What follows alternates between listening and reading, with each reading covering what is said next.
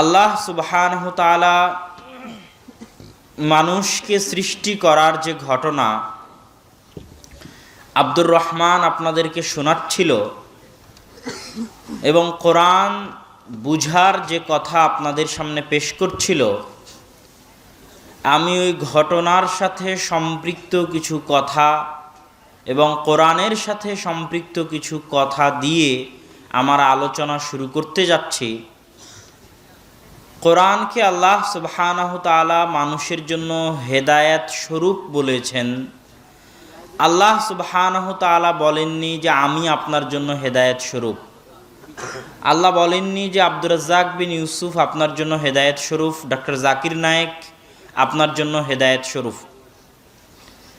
তথা একজন জাকির নায়েকের বক্তব্য শুনে, একজন আব্দুর রাজ্জাক বিন ইউসুফের বক্তব্য শুনে যত মানুষ হেদায়েত হয়েছে, কোরআন যদি সঠিকভাবে মানুষ বুঝে পড়ে তার চেয়ে হাজারো লাখো কোটি গুণ মানুষ হেদায়েত হবে। এই ক্ষমতা, এই শক্তি, এই পাওয়ার কোরআনের মধ্যে আছে। কিন্তু কোরআন বুঝার মতো অনুভূতি, কোরআন বুঝার মতো জ্ঞান মানুষের লাগবে, যেটা আমাদের সমাজে নাই। এরকম আধা ঘন্টার একটা বক্তব্য শোনা অনেক সহজ এবং এরকম একটা প্রোগ্রামের আয়োজন করাও সহজ। ঠিক এরকম একটা মানববন্ধন, একটা মিছিল, একটা সমাবেশ, রাজপথে একটা সমাবেশের আয়োজন করা অনেক সহজ, কেননা ওটাতে আবেগের বহিঃপ্রকাশ থাকে, আর আবেগের বহিঃপ্রকাশ ঘটাতে বাঙালি খুব পছন্দ করে। কিন্তু এই যতক্ষণ ধরে আমি আপনাদের সামনে আলোচনা করতেছি, অন্য বক্তারা আলোচনা করতেছে, ততক্ষণ ধরে আপনাদের সবাইকে যদি আলিফ বা তা সা শেখানো হতো তো বেশি উপকার হতো। কিন্তু কেউ আলিফ বা তা সা শেখার জন্য মসজিদে যাবে না, কিন্তু বক্তব্য শোনার জন্য এখানে ঠিকই এসেছে। কেন? আলিফ বা তা সা শেখা কঠিন আর আধা ঘন্টা বক্তব্য শোনা সহজ। কান কি আইয়াসি, কানের আরাম অনেক মজার জিনিস, কিন্তু চোখে পড়ে কিছু শিখা অনেক কঠিন। চোখে পড়ে দুটো হাদিস মুখস্থ করা, দুটো আয়াত মুখস্থ করা, দুটো দোয়া মুখস্থ করা অনেক কঠিন, কিন্তু ওটের মধ্যেই আসল অগ্রগতি নিহিত আছে, ওটের মধ্যেই আসল উন্নতি নিহিত আছে। এরকম আধা ঘন্টা, 1 ঘন্টা, 4-5 ঘন্টা বক্তব্য দিয়ে আপনাদের যতটুকু না উপকার হবে, আপনাদের একজনকে যদি কোরআন শেখানো যায়, কোরআন বুঝানো যায়, কোরআন ধরিয়ে দেওয়া যায়, তো তার চেয়ে 1000 গুণ বেশি উপকার হবে। কিন্তু সমাজের মানুষ দেখবেন এই জিনিসটার গুরুত্ব বোঝে না, শিখার বেলায় কেউ নেই। ইবনে তাইমিয়া রাহিমাহুল্লাহ বলছেন যে মুসলিম উম্মার জন্য আরবি ভাষা শিক্ষা করা ফরজ। কেন ফরজ? কোরআন বুঝা ফরজ। আর কোরআন বুঝতে পারবে না আরবি না শিখলে। ডাক্তার হোক, ইঞ্জিনিয়ার হোক, এমপি হোক, মন্ত্রী হোক, ওকে কোরআন শিখে বুঝে তারপরে ডাক্তার হতে হবে। কোরআন শিখে বুঝে তারপরে ইঞ্জিনিয়ার হতে হবে। কোরআন শিখে বুঝে তারপরে এমপি মন্ত্রী হতে হবে। মুসলমান কোরআন না শিখে মারা যেতে পারে না। লা তামুতুন্না ইল্লা ওয়া আনতুম মুসলিমিন।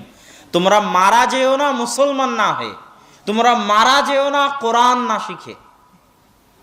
আপনাদের কারো মৃত্যুবরণ করা উচিত নয় কি না শিখে বলেন তো? কোরআন না শিখে। এর চেয়ে বড় আফসোস জীবনে আর থাকবে না, মৃত্যুর পরে থাকবে না, জীবদ্দশায় থাকবে না, যদি মরার সময় দেখেন যে আপনি কোরআন জানেন না। কালামুল্লাহ, আল্লাহর বাণী, যেটা আপনি পড়া জানেন না, বুঝা জানেন না। মুসলমানের কোনো সন্তানের বেড়ে ওঠা উচিত নয় কোরআন না শিখে,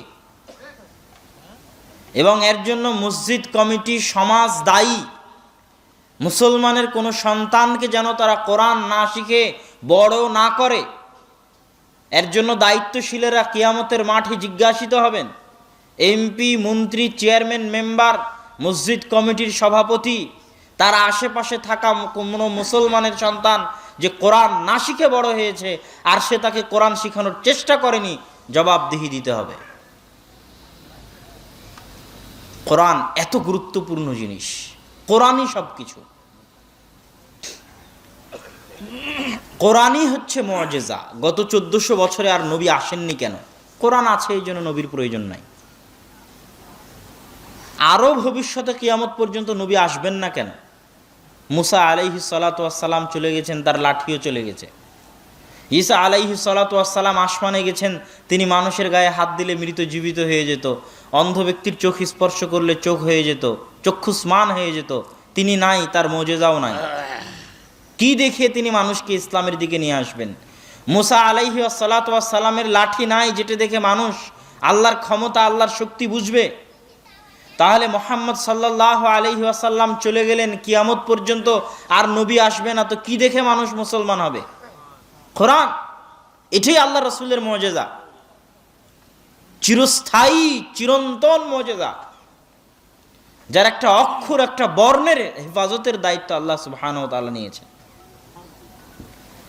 আমি ভালো না খারাপ এর জন্য সাক্ষীর দরকার আছে, অমুক সত্য বলছে না মিথ্যা বলছে এর জন্য সাক্ষীর দরকার আছে, কিন্তু কোরআন সত্য না মিথ্যার জন্য সাক্ষীর প্রয়োজন নাই। কোরআন নিজেই দলিল। কেন? কোরআন নিজে চ্যালেঞ্জ করেছে যে আমার ভিতরে যদি কোনো সন্দেহ মনে হয়, তাহলে আমার মতো একটা আয়াত সারা পৃথিবীর সব মানুষ আর সব জিন মিলে তৈরি করে দেখাও।